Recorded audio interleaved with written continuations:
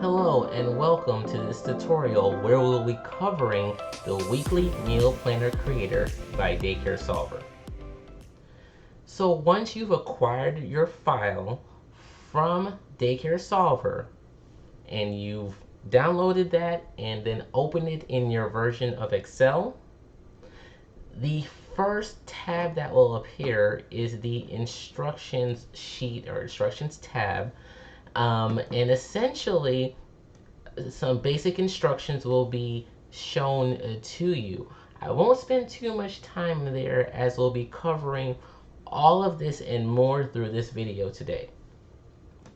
So the next sheet you'll want to navigate to is the pantry sheet. And on the pantry sheet, it's pretty much a list of all the items that you'll be inputting, whether as far as meals or food items, onto the weekly meal planner. So this is here you'll put all the list of items that will essentially be making up these meals, right? So you can see a few have been populated for you. We've got animal crackers, for example, oranges, yogurt, and again, the list can go on and on. In fact, let's add one.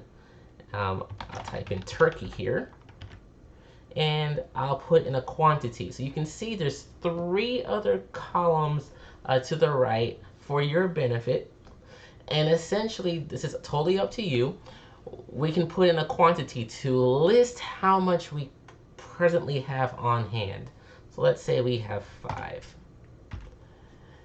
The next column is minimum, and that minimum, it's up to you to set what that threshold is. So let's say we want to have on hand at any given time no less than 1.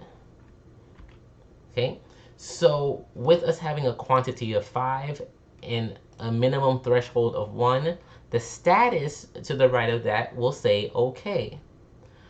However, if we didn't have any and we change that to 0, the status immediately changes to low. Right? I'll put that back to 5.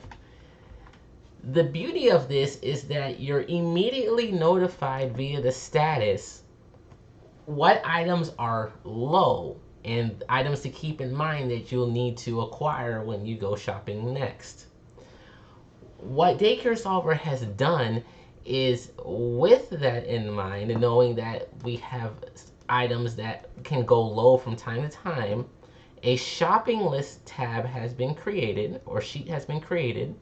If we go there, where all the low items, all the items that were listed as low on the pantry sheet, will now appear immediately on the shopping list. So the shopping list sheet is really not an area where you need to type anything.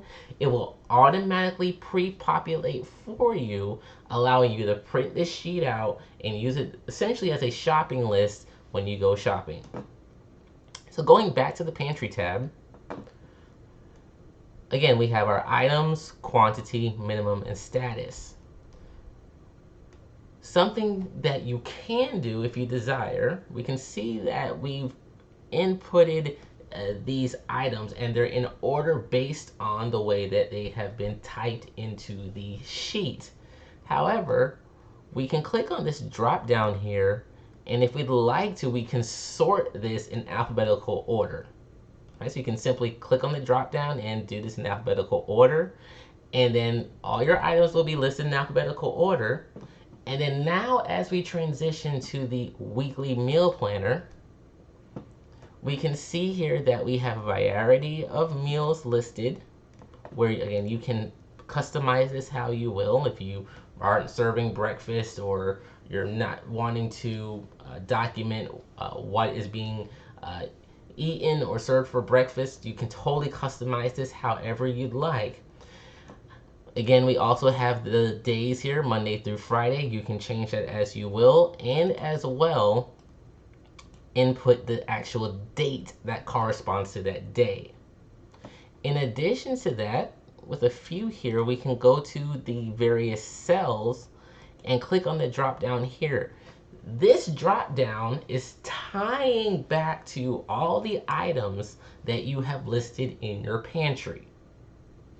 So to that regard, we can simply click on any item and associate that for a meal for any given day of that week.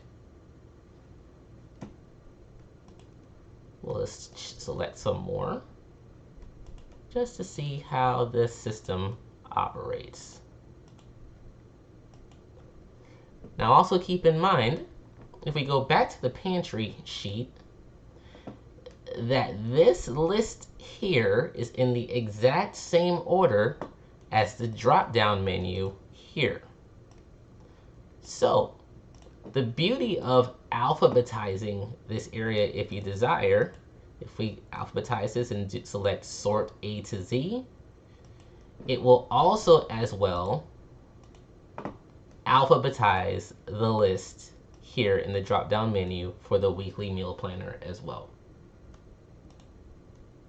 To that regard, if you have any further questions or concerns, please feel free to visit the help center at daycaresolver.com/help-center or contact us at shop@daycaresolver.com.